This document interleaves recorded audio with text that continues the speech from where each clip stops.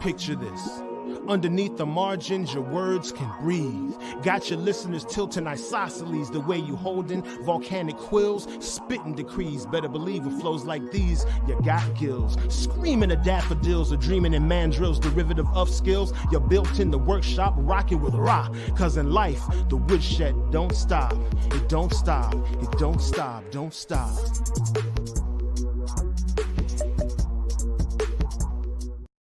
Some ideas, they shake you out of your sleep like when a toddler creeps. Totality of the deep, the mere thought of an unconscious manifestation carried out with the beat. Positive charged protons creating neural explosions. Time hiccups when fingers and pads touch. Dead air smiles because it knows what's coming. The countenance of the clock claps hands. The choreography of the knock slaps jams. And you be like, who made this? Vertebrae responding to the call so bad to make a B-girl curve the wall.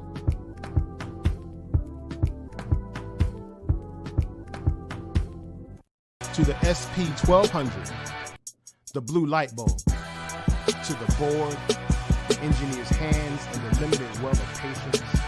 Hallelujah to everybody say ho, amen to all the ladies say ow. Thank God for make money, money, make money, money, and bless every hand that was ever put in the air. In your name, we pray.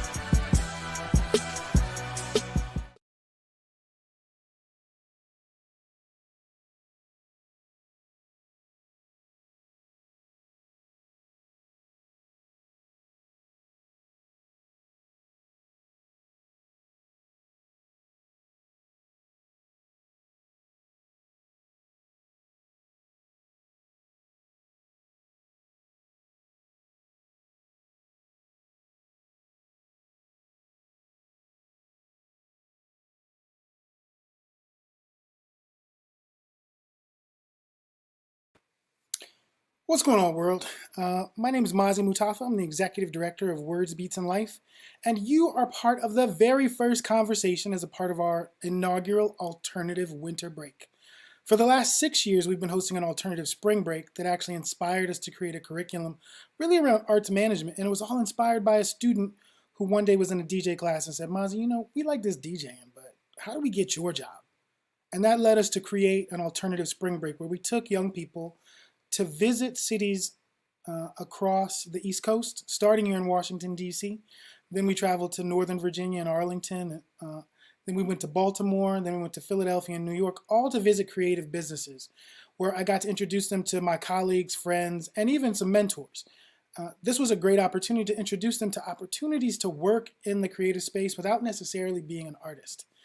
I'm really honored that this alternative winter break is going to focus on media arts, people who are doing podcasts, who are publishing, who are photographers, who are really just making media that is an art form in and of itself. And I'm especially excited to have one of my favorite podcasters, organizers, artists, Piper Carter, here all the way from Detroit, Michigan.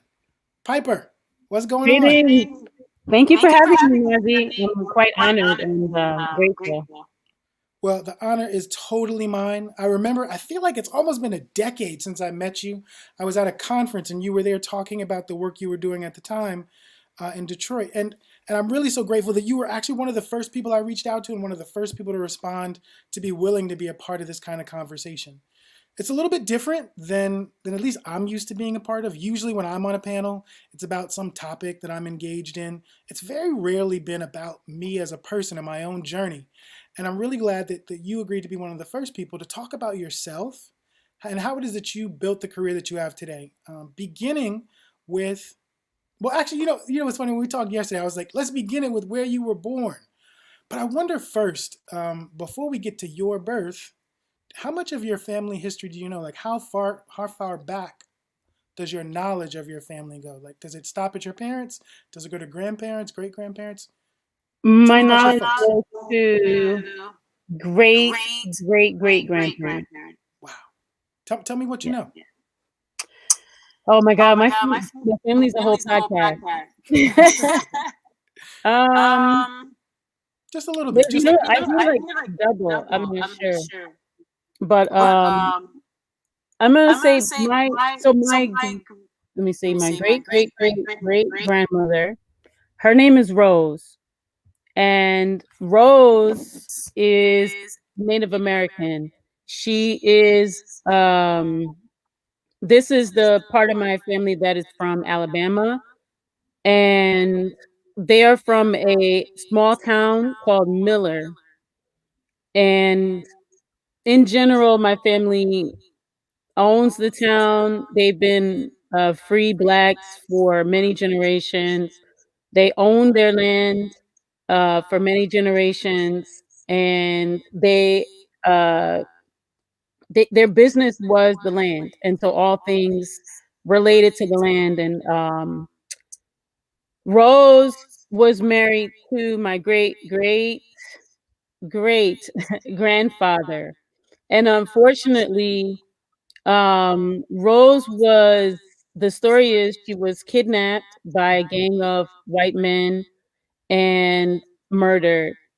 And my great grandfather married again, and the woman he married is a black woman, and she raised all of Rose's children, the ones that we're related to. And that side of my family, that's my mother's father's side. My mother's side is very interesting as well. They all own it. They're also from Miller.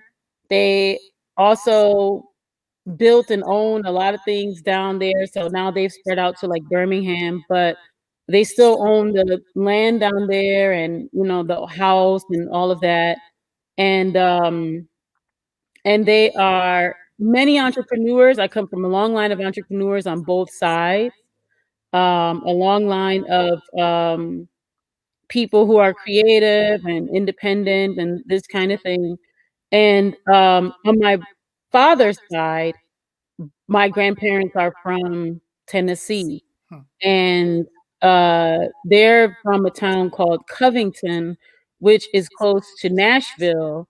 And my father's mother, uh, her father, no, her mother is Native American. It's what they would call Cherokee. Hmm. Um, and so my family is very blended, I would say, in that regard. So yeah, and we have family reunions. We get to meet people, and I'm pretty much connected, at least through family reunions, to all the living generations, as well as pictures and things. And my mother and my aunt created a family cookbook that was published that has a lot of our family recipes in them. And my aunt is like my aunt's like a family historian, and she's the one who sacrificed her DNA to reach out to the different people that we don't know on the internet, so that we can connect to more people. That is So a beautiful story because it's so funny. I didn't ask that question before this interview, but I wondered where does all this creative brilliance come from? And the answer, in part at least, is it's in your DNA, literally going back multiple generations. Can you tell me a little bit about your parents, your mother and your father? they're both artists. My father is an actor. Well, he's retired now, but my father, you've probably seen my father. Everyone that grew up in the 70s, 80s, and 90s has probably seen my father on television. He's that black guy. Um, he was in on Broadway during the 70s, when Broadway was like super black, and he did a lot of the really what are now famous black plays, Fences, Ma Rainey's Black Bottom, a lot of these um, really powerful pieces that have now, A Soldier Story. And my father, as a writer and an actor and a producer, um, and then my mother was she's with us, but she's retired too. She was a dancer and an actress, and also dabbled in photography. And so mother's identity or her life for much of her young life and young adult life was as a dancer, um, in modern dance, and she danced, what's called Dunham, the Dunham style of, modern dance. So Hmm. she's a part of that legacy. So, okay, so tell me, where were you born? I was born in a town, actually. It's called Highland Park, Michigan. Detroit is one of these interesting cities that actually has 2 cities that sit within inside of the city. So, Highland Park is, tech it has its own mayor, it has everything else, but it sits literally in the middle of Detroit in, like, the center of the city. It's a different city, though. And I was born in Highland Park, Hospital.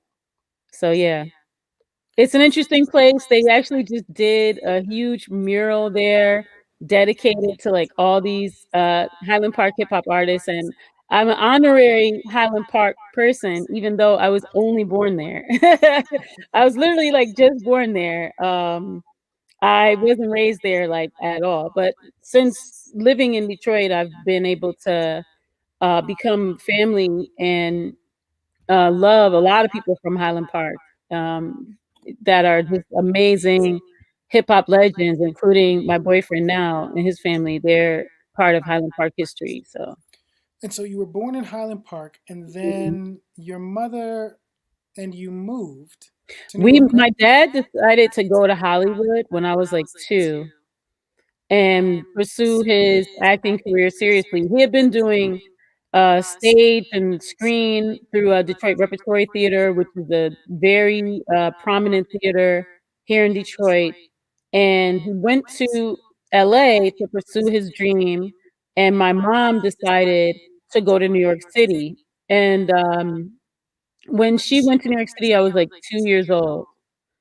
And yeah, and she decided that that's where, she always wanted to live, and so she just decided she was gonna pursue, a desire, that she had, and she just packed me up like, "We're going, let's go." So you're 2 years old. Your Mhm. mom's packing you up to move from Detroit to New York. Your father's on his way to LA, or he's in LA. What happens when you move to New York? What are some of the earliest memories you have of New York City?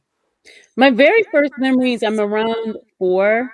Um, I went to Bethlehem Nursery. I remember, my mom worked a lot, and so because she was a single parent, um, she actually wanted me to, uh, have, some support and, the family structure, so she, employed I'm gonna call it like a reverse nanny. And so I have a family in New York City, they're Puerto Rican, and I grew up in a Puerto Rican home, a Puerto Rican existence, a dual existence of, like, my mom's house and my Puerto Rican family, and that was, the foundation of my childhood. I grew up, that's up so I lived with my mother in what's now called Gramercy Park, which was, and is still predominantly Indian neighborhood, and our building had this incredible spice shop at the bottom, and I just remember the smells of the amazing spices, and I used to, come in, I knew the shop owners, they knew me, um, and I remember, going to school, and then I remember staying with I'll call it my Puerto Rican family, where when I stayed with them, we spoke Spanish in the home, we drank Bustelo, we had the bread, the French bread that you dip in the coffee, we had lots of family parties, we danced, we had lots of salsa music, and, we have, Santeria in the home, and, it's a very Puerto Rican existence, Afro-Puerto Rican, Afro-Boricua experience, that I lived, and, I fluently spoke Spanish, I still do, um, and I didn't actually have an understanding, of, like, identity too much. After the Bethlehem school, my mom got me into this school called Hunter College Elementary School for the Gifted, and that school is a very exclusive school that I think only 20 people per year are accepted into this exclusive private school. You have to take this IQ test, and all these rich people get their kids into it. And so as a child, I had this really multicultural experience because I was going to school at an early age with these really rich Jewish kids, mostly Jewish kids, and then I was living with my Puerto Rican family, and then, I'd be with my mom, and, that was how I kinda just identified with all of that until, my mom decided to move to Detroit when I was about 6, and it was because uh I guess she was looking outside or something, and, uh, there was an incident that happened, and, there's lots of anti-Blackness in all communities, but, I remember a young person, the family I lived with was on the Upper East Side, and when the Upper East Side was before it was gentrified, when it was still Spanish Harlem, and, one of the kids outside called me black, and they said it in a negative, right, like, negative way, and I got upset and I cried, and I was telling them that I'm Jewish and Puerto Rican, and my mom was like, "Oh, man, we gotta, like, try to," she was trying to give me the best experiences, but then she realized, like, I have to have you understand who you are, and she decided to move to Detroit with her family so that I could have an understanding, and when we moved to Detroit, there was actually, it's so strange and poetic, but there was, the beginnings of this African-centered school that started there, private African-centered school called Nataki Taliba,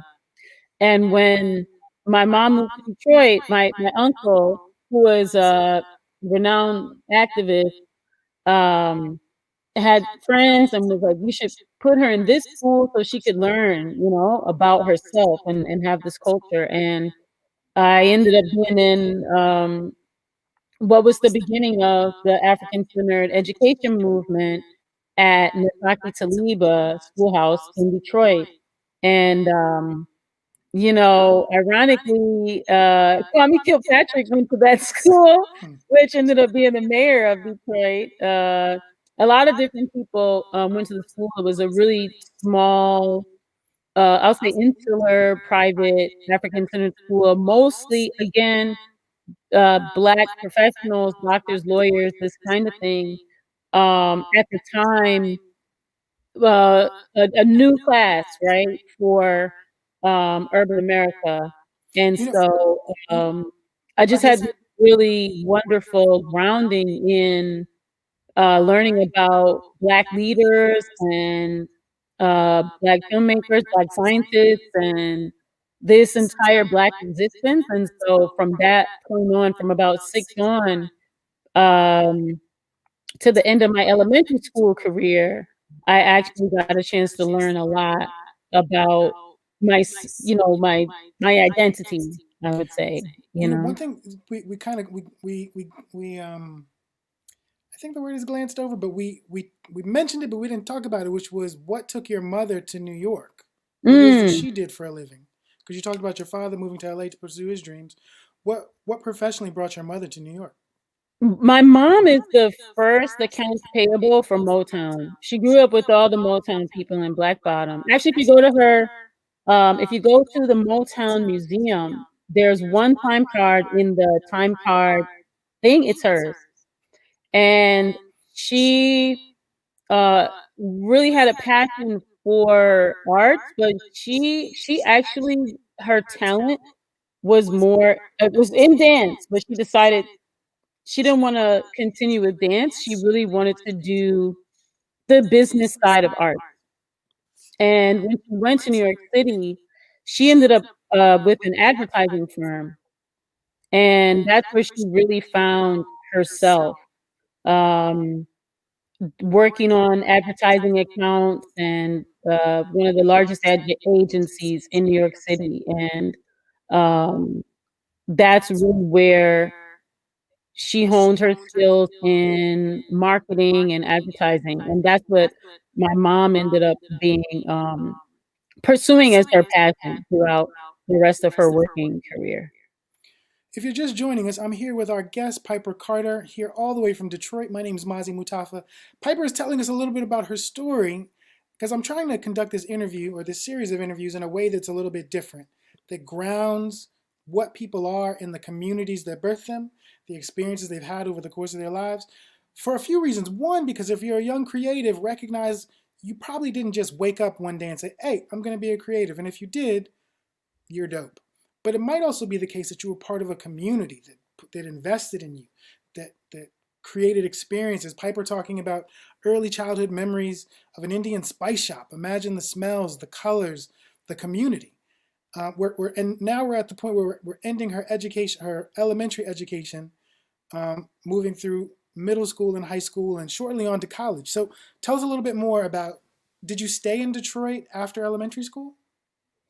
Well, after elementary school, I moved to New York. My dad got a job on a soap opera, actually Another World. He was the lead character actually, and Jackie Harry was one of his love interests. I remember she used to come to the house and practice lines with him and everything. And we lived on the Upper West Side at that point.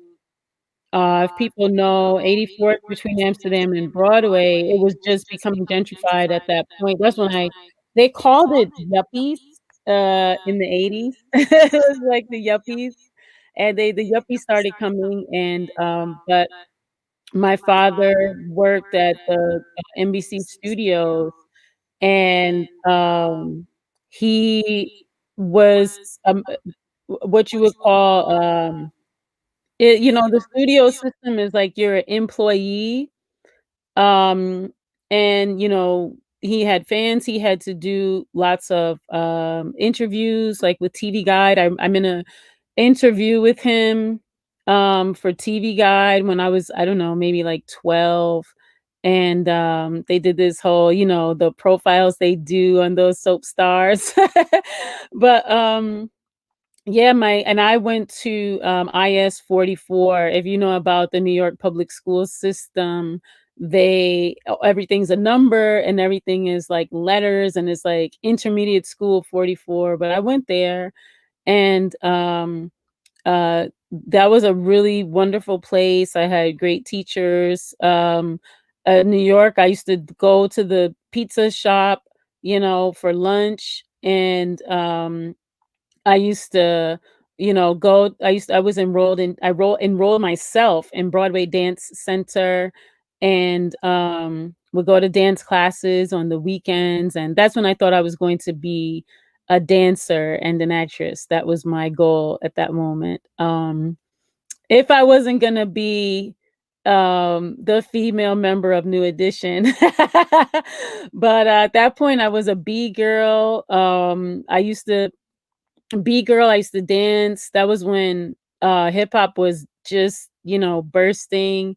What was that, like 84, like 83, 84, 85, and I was B-girling. I was wearing my Lees and Latigras and my shell toes with my laces, and I was shopping at the Gap and walking to the Gap with my allowance, like, every Saturday after dance class to go buy me something, even if it was just some shoelaces, and, and, just dance, dance, dance. I was all about being a B girl at that time. I was like, "This is what I'm gonna do," and actually, rest in peace, to our beloved Shabba-Doo. That was one of my idols at the time. I just dreamed I was gonna be dancing with him, But I was and the movie Breaking had kinda just come out, and it was like,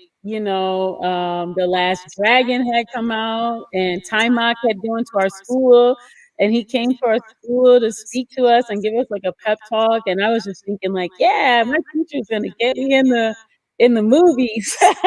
But that was my world at that time, you know, dancing and performing. And we had, you know, the cardboard on the corner with the fellas, or we would be dancing in the pop locking in the schoolyard. You know, that was I would go. I had friends in the Douglas Projects in Harlem, and that's what we did. We were so hip hop, like you have no idea, down to the creases in my Lee jeans, you know.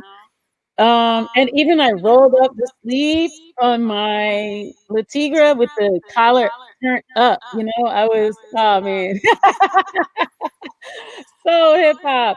And then high school, 86, I moved to Detroit back again to live with my mom. And I stayed in dance, and that was completely my identity. I started really doing modern dance, but I also um, hooked up with a youth program in Detroit that was created and headed by um, the entire team that built Motown. So this we're talking, you know, all of the young people in Detroit have an opportunity to learn. You know, shouts out to Kim Weston, who sung with Marvin Gaye. You know, it takes two, baby.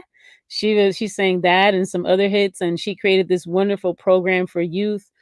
13 different workshops that where young people could learn their craft. And that's what we did. And I was in vocal first, and I was rapping, and then I went the next year I went to dance and drama, and then I kind of stayed in dance after that. And I was in that program like all my young life until I aged out at like, I don't know, 21, 22. But I went, you know, after high school, I went to college at Howard University. I initially was a political science major, and so, I actually worked on Sharon Pratt Kelly's campaign. She ended up being the mayor of DC. She ended up winning her campaign. It was rough because the entire city loved Marion Barry, and they, despite all of the scandal, they wanted him again. And it was difficult working on her campaign, but she ended up winning. But from that, they really wanted me to stay with them, but I met some characters there, and I was like, yeah, politics is not my animal. This is not what I want to do. So I changed my major to um at that time, there was no dance major at Howard, and we kept fighting and fighting. I took all these dance classes, but they didn't have a major, but we kept protesting. And the next year, I ended up taking, um, I changed my major to musical theater, and I focused on directing and choreography. And it was in the School of Fine Arts, and I loved it. I've been in arts my whole life, and it was the environment I was used to, but it wasn't, you know, they didn't have a major, and so I knew that I wasn't really working towards my major, you know, and I wasn't really happy.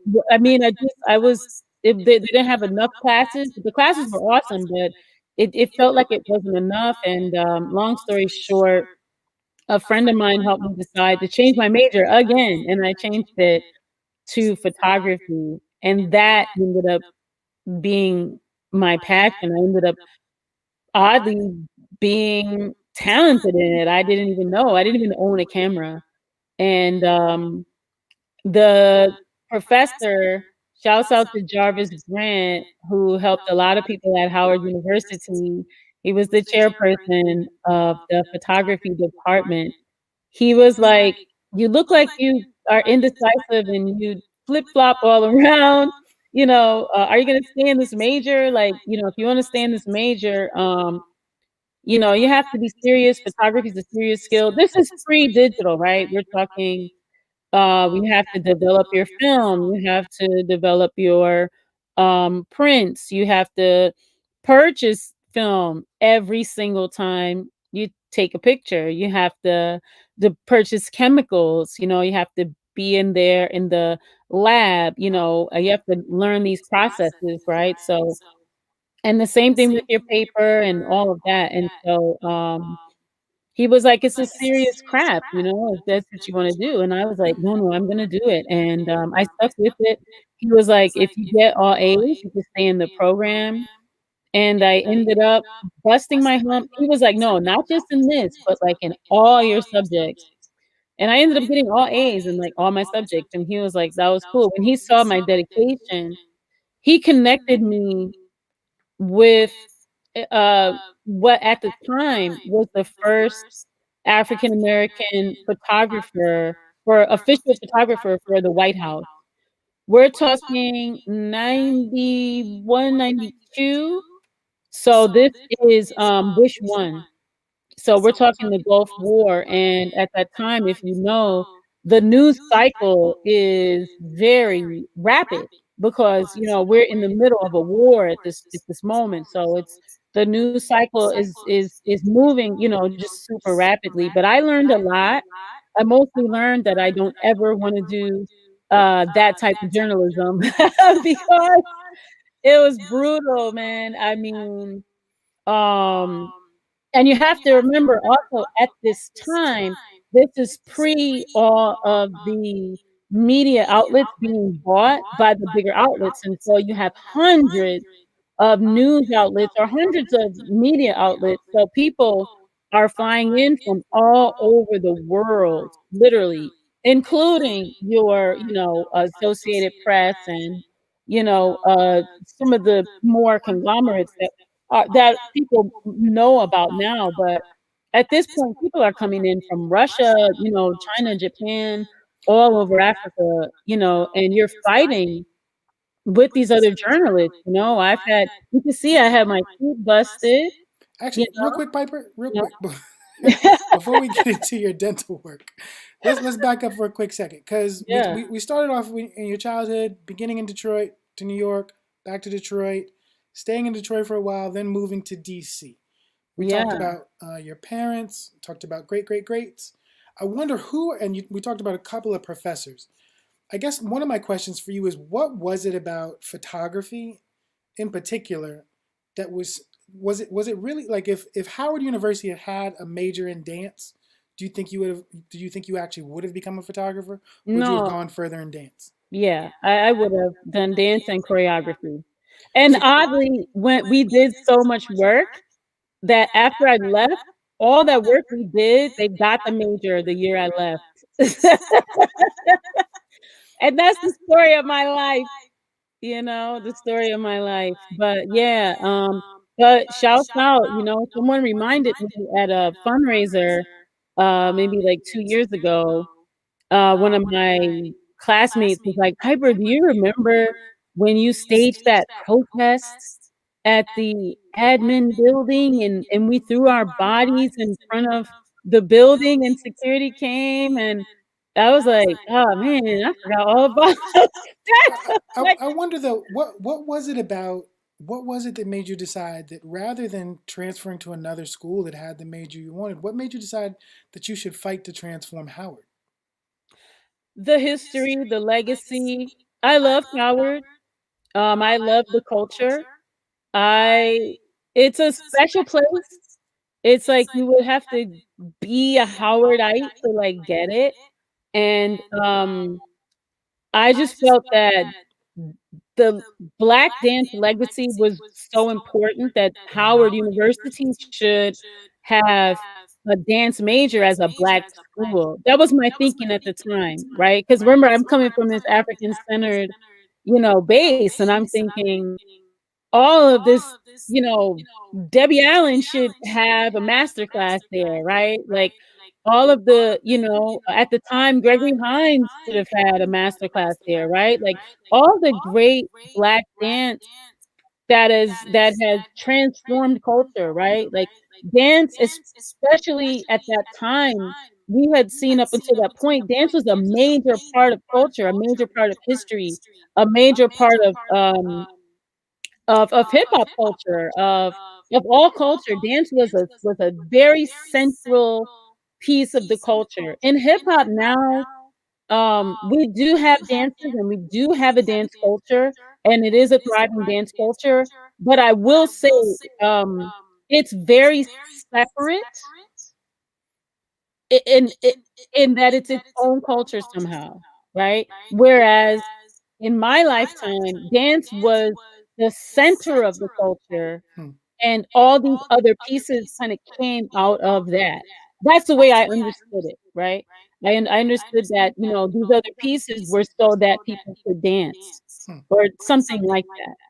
And so now it's interesting that, you know, I I'm a part of a lot of the I'm a mentor to a lot of young people, and some of my young people are amazing dancers, and I see them separate, right? Like, "Oh, I'm dance now and I'm good," but for me, growing up, like, all of that, you know, I had been a rapper, I had been a dancer, I had, you know, sung, I acted, you know, I wrote poetry, I did, and for me, all of that was blended as an identity, it was blended, and I didn't have to choose. I mean, you had to choose if you wanted to be great, right, to pursue, but it wasn't like, "Okay, I've gotta completely rid of these other things," right? As that's the way I perceive it now in a sense, you know?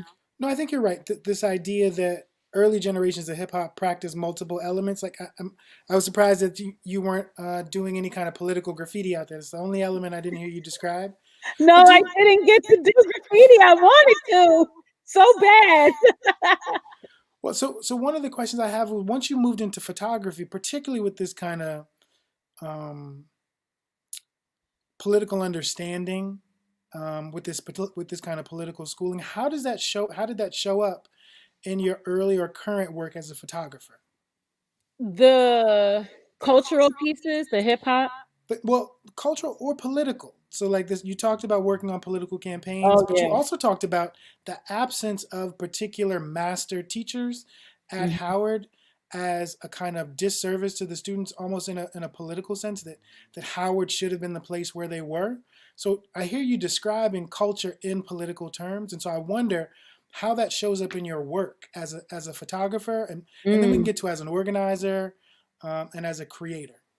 Yeah, well, fast forward, I ended up, after the internship, I ended up moving to New York City as a young adult, and, I ended up being the first African American woman to photograph fashion on a high end.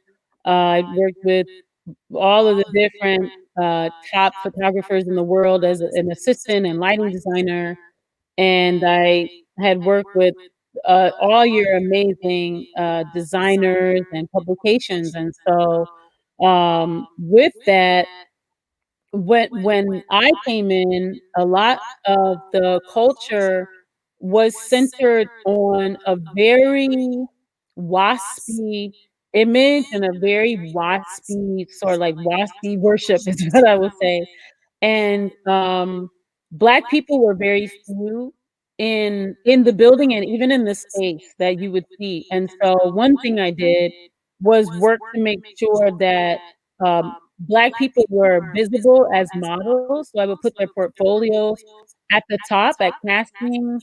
I would push photographers, I would push editors to hire Black models, with a lot of, you know, pushback and with the threat of losing my job and my position, and then I would also create opportunities for Black people to have work behind the scenes, and so when I would get opportunities, you know, British Elle or Vogue or whoever I was working for, I would hire, Black makeup artists and Black fashion stylists and, Black set designers and Black assistants um, and have Black models, you know, and, Latina models and Indian models, you know, and different representations of our, you know, diaspora and being. and I got a lot of flack for it, but I would push and push, and I could probably name roughly maybe 250 people that I put on, if you will, in the fashion industry, behind the scenes, and I could name probably 100 or so campaigns and ads and things, where I pushed, even for your top model, they didn't want, black models, and so, that's how I did it politically, was push for representation, in terms of people being hired to do things, as well as in my work. At that time, photographing Black bodies, Latina bodies in a way that, uh, was not hypersexual, that was political.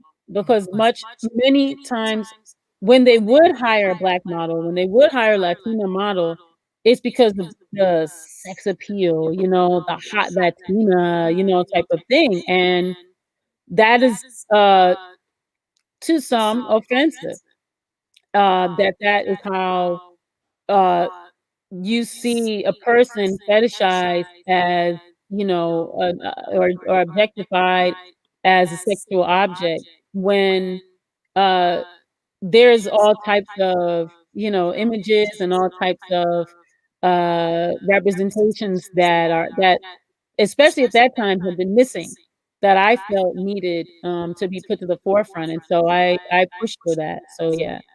Well, so it's interesting. I know we're going to jump forward quite a bit from college to the work immediately after, but we have limited time. So I'd love to talk to you about. I'm aware of a few things, and you can talk about them in whatever sequence you're interested in. But I know that you've also done a bit of podcasting. You've also done a bit of organizing. You've done a bit of advocacy. You've done things like organize the Dilla Day in Detroit for a number of years, incorporating STEM into the experience of young people. I wonder again, like how, I feel like now knowing more about your history, I understand how your mind thinks about the connections between things that seemingly don't appear to be connected. Maybe can you talk a little bit about the work you're doing now with your podcast, and then maybe talk about Yeah. some of this organizing and event planning that you've also been doing? So the podcast, it's the Piper Carter podcast. We broadcast it every week on the Detroit is Different podcast network, which shouts out to Kari Frazier, who created a podcast studio out of his grandparents' home that he inherited. And he approached me. I've been wanting to do a podcast, but I hadn't told anyone about it. But he just came to me like, Piper, you are dynamic and you need to have a podcast. And I was just like, are you freaking kidding me? I want to have a podcast, but I wanted to do a women in hip hop podcast, and I wanted to just interview all these women in hip hop. He was like, no, no, no. He was like, you need a podcast for you, and you can talk about all the political stuff that you love to talk about, and I think you need to share that and the things you're interested in, because I think, that people will resonate with that. And I was like, "Okay." I initially didn't wanna do a podcast about myself. I was like, "Well, what will I call it?" He's like, "You're gonna call it the Piper Carter Podcast." And I was like, "Oh my god, that is not me. That is so ego. I could never do that." He was like, "Okay, I'll start the podcast and then you star in it." And I was like, "Are you freaking kidding me?" And he was like, "I knew you." He was like, "I knew you wouldn't do that." I was like, "Okay." So that's pretty much how that came about. And the podcast, I get a chance to talk about um the Flint water crisis in detail with people who work on on the Flint water crisis and all the other tragedies and amazing events that happen. I get to interview people, but then I also have some great co-hosts. Shouts out to Brittany March, to Deja Gray, and to Dyra Reed, my new co-hosts, that keep me up to date because I'm a Gen Xer and Brittany's a millennial. Deja and Dyra are Gen Xers, and we get to tease and have fun and talk about issues. And I would say we kind of balance out the perspective from the generations. And so we have a lot of fun. We do a lot of research. I get to mentor them. That's something I love doing, is mentoring young people. And these are young people who are interested in media and who themselves are very dynamic. And so they feed me and I feed them. And it's just a really rewarding and rich experience. You know what's funny is that I, there's so much history that you have. It's so easy to not talk about some things. So like when I met you 10 years ago, you were at a conference with some of the young people who you were working with at the 5E Gallery. And this idea that you wanted to create a space where male MCs would have to respect women in terms of the language that they were using, and that women could actually have their artistry affirmed by audiences that really wanted to hear what it is they had to say. Um, and that was another example of you working with people who were visual artists to be able to present their stories, to be able to tell their stories. Again, this is another media arts activity. What was it like to be the curator of a gallery? It was difficult, challenging, rewarding, and just incredible. We were violently gentrified out of our space in 20 what 13. But up until that point, we were able. We had generational, multidiscipline. It was an amazing art space. We owned our building. We were in the middle of purchasing it. We it was an art gallery, and it was three buildings in one. So one building is the art gallery. One is the performance space, where we would also have B-boy, B-girl workshops and battles. We would also have rap battles and DJ battles and DJ workshops and writing workshops and performances and open mics. And also on the other side, we had the cafe, where we would have people come and do incubators for different vegan food businesses, people who wanted to try out their products or try out their business. We'd allow them to come and do that. And then we were also community center. So we had youth, we had a full computer center. We also would bring in what we'll call experts that will come in and teach beat making or DJing or different skills, entrepreneurship. And it was just a space where families would come, hip hop families, full hip hop families would come. Our youth were going to conferences and presenting. We, have our Dilla Youth Day there. We had our MLK Day there. We had all our different people had baby showers and weddings and memorial services. It was just like a wonderful community space, but the businesses got together and put their money together to make sure that we were raided 6 times by police and riot gear, and eventually we ended up losing the space. And that's how well. And we also had no misogyny open mic that lasted there for about 5 years. It was so successful that the Guardian interviewed interviewed us, and it was just amazing. And so, but from there, after it closed, and after me and my business partner split, I ended up producing Detroit's first Women in Hip Hop conference and concert, where we introduced Rhapsody in 2016 to Detroit, and we had Mama Soul and Mahogany Jones, and I mean, it's just a really, really, I really miss this place, and I really wish we could have this place again. Um, but most of that work I'm now doing virtually, and I actually just got awarded some funding by the shouts out to the Black Farmer Land Fund, who just awarded me some money. So I'm purchasing some land and creating a community garden in my neighborhood, and it'll be community garden, farmers market, healing space, and so we'll be able to build again, from scratch and do something. It'll be different, right? Like it'll be what's needed moving forward, right? We need more healing, we need more herbs, we need more outdoor spaces anyway, so it'll be outdoor space with solar and all this cool stuff, so It I'm feels like looking forward to every that. it feels like every 5 years, right? Actually, because I haven't known you, but like 10 of those years. But it feels like every few years you're just reinventing how you understand, how you approach, how you're going to reach out to people. And I wonder, do you think that has to do with the fact that at a very young age you are exposed to so many different kinds of people, so many ways of being, that this idea of like reinvesting in yourself, your community, just feels natural. It feels as natural as those kale greens I saw in a salad on your IG the other day. Yeah, I mean, that's exactly right. I think I've seen and experienced so many, like you said, ways of being. I mean, in my personal family, I have the entire gambit from people who are complete entrepreneurs, to people who have held a job and been an entrepreneur at the same time. I have, unfortunately, Republicans, Democrat, socialists, communists.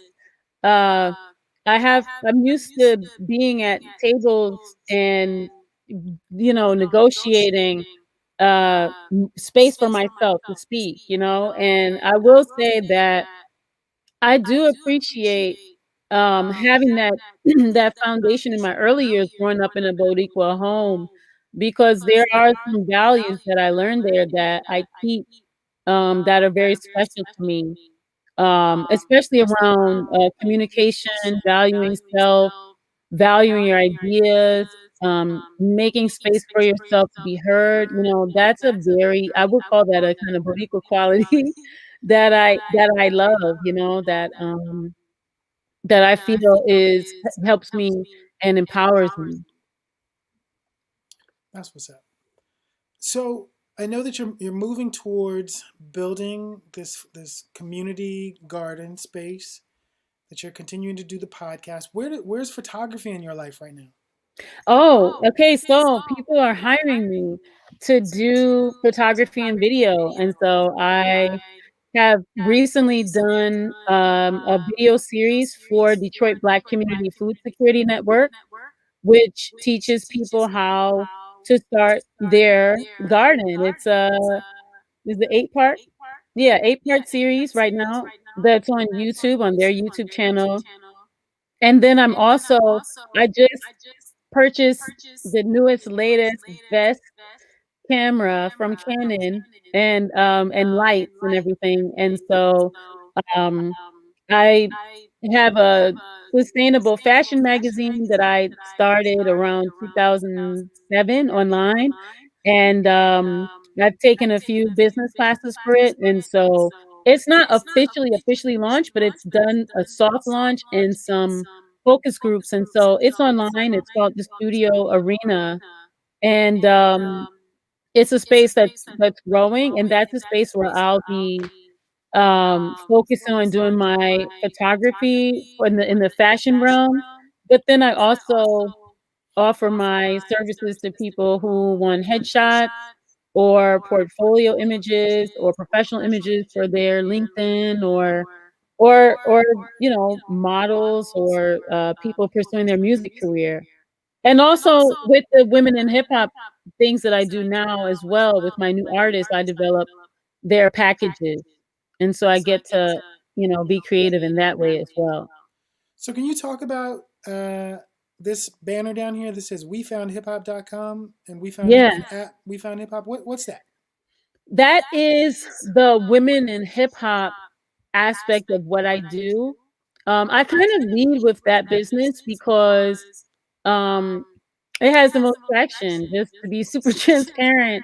I've been investing and putting a lot of time into that, and that's the entity that is developed from the 5E Gallery, and so that's we concentrate on women in hip hop, we develop artists, we, help with artist management and booking, and we also, are now moving into, I wanna say, professional development for artists as well, and so, just concentrating solely on women, that's where I wanna keep it centered, that's where we've been focusing, and that's where I'd like to continue to keep the focus. And so we do have a retreat in historic Idlewild, an annual retreat. We have an annual Women in Hip Hop showcase. We have also a Women in Hip Hop mixtape with different women's voices. We also have a women music producer, beat tape, and we have professional series where we offer different speakers as well as workshops. And 2022 will be bringing the Women in Music Conference back. So Please tell me all of that is on wefoundhiphop.com. it's all on wefoundhiphop.com. And we'll also be doing conversations on the Clubhouse. That's what's up. As we get ready to wrap up, I wonder if you could go back in time and talk to a young Piper who seems to have led an amazing life. I need the book. I need the book, Piper. We do have a book. I need the book that it's not about me alone. It's a book about our women in hip hop. It came out 2020, came out May 2020. It's called Women Rapping Revolution. We do have that book about our movement that we created. So by two professors from Oakland University. Shouts out to Dr. Kelly Hay and Rebecca Ferrugia that wrote about us and our movement. So you can get the book on Amazon. Let's say the name one more time before I repeat my request. Can we say the name of the book one more time? It's called Women Rapping Revolution. All right. And it is about our movement though. Okay. But yeah, so if I could talk to me, then what would I tell myself?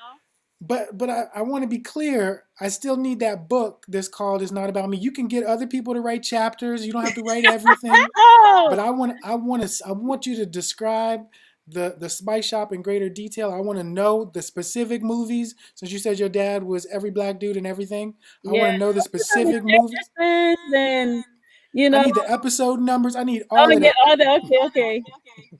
I need screenshots. Tell the story. Okay. But if you were going to give advice to your younger self, what would you tell her, not necessarily to do differently, but maybe to put more effort into that she was already doing, or already thinking about, already dreaming about? Honestly, I would say possibly dance, but then I'm not sure I'd be doing the photography, which has just given me so much joy, as well. But I would say maybe the dance and maybe the photography, maybe pick up a camera at a younger age, and document. I do wish I had documentation. As a photographer, it's funny, I have like almost zero documentation of my own life. But I would say maybe get the camera and document, all of these experiences that you're having, all these things you see. Well, Piper, I want to thank you once again for it's hard to believe an hour just flew by that quickly.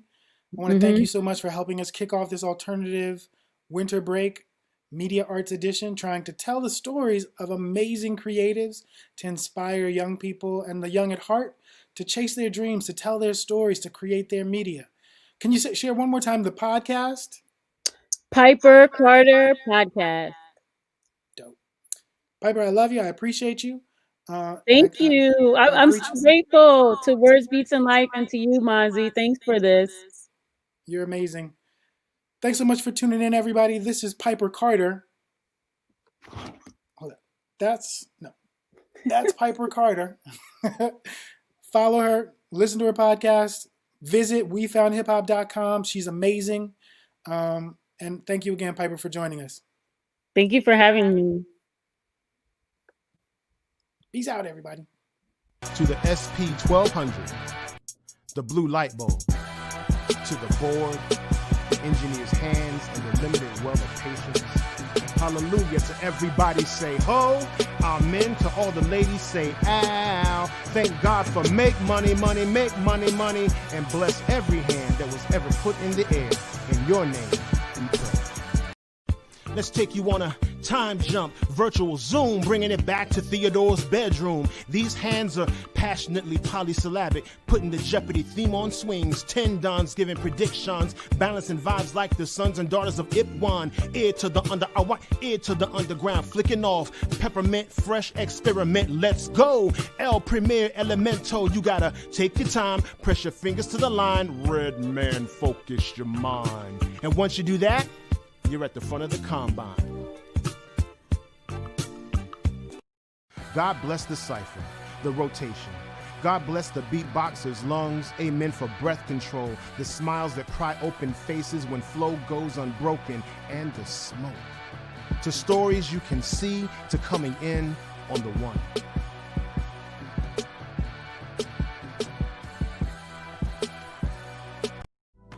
Amen to that dream, that early morning conversation, the argument that birthed the idea, that unbelievable situation, the story that had to be told somehow.